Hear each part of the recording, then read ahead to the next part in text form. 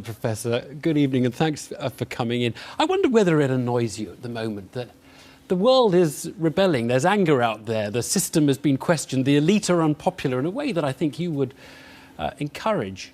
And yet it's not really, the forces are not gathering around your view. In some ways it's more right-wing discontent, the Tea Party in the US, the UKIP party here. What do you think? Those exist, and I think they reflect an understandable anger at a neoliberal period in which the majority of the population has suffered considerably while enormous wealth and power has been accumulated in a tiny fraction of the society. Democratic forms have been substantially reduced. There's plenty of evidence for that.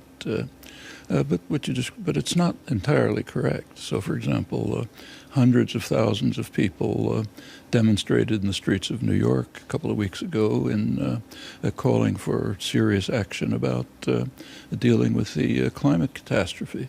That's representative of a huge part of the population. And I think anger and concern take many different forms, but they have you can find lots of common roots. Yeah, and in Spain and Greece, the left wing have come out on top, if you like, of the discontent.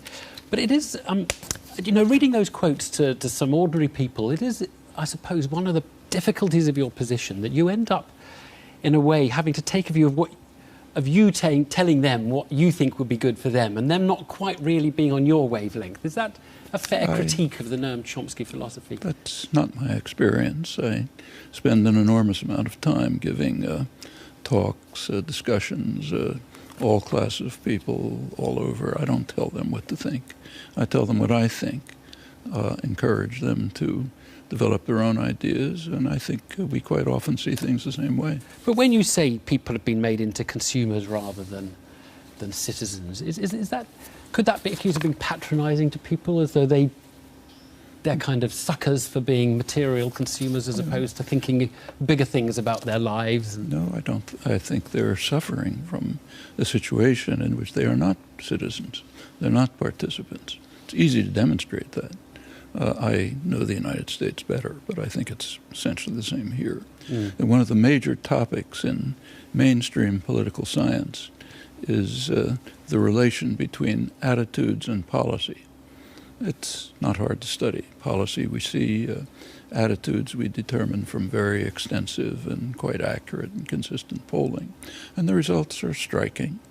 It turns out that for about 70% of the population, the lower 70% on the income scale, their attitudes have zero impact on policy. They're just ignored by their representatives.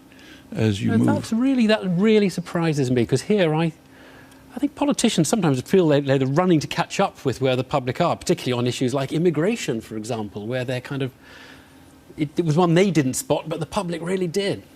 Sorry, but the public has mixed attitudes on immigration. Right. Actually, this is very well studied. Don't take my word for it in 2 minutes. I can give you references.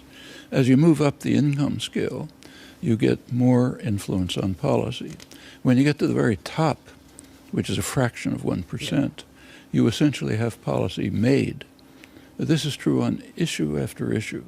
Those that are, whether it's taxes, military, immigration, whatever you like.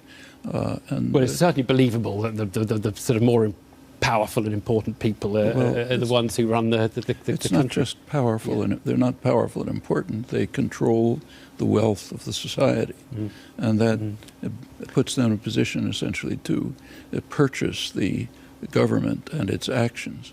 And that's simply demonstrated. In this respect, people are losing the capacity to be citizens. Let me just ask you one last question, because we are on a time budget here. And it's about Ferguson, what's going on over in the US. I wonder whether back in the 1960s you would have imagined that these tensions would still be around in the 2010s. Well, there's a long history. The first slaves came to the United States in 1619. That's about 500 years. I have no time to run through the history, but if you look through it, during this period there have been literally a few decades, scattered decades, in which African Americans, the majority, had a fairly decent shot at entering the mainstream society. Especially black males are targets for abuse by the security system, in the so-called drug war and killings and lack of opportunity for employment and so on. When things like Ferguson happening, they're lighting a match where the kindling is pretty dry.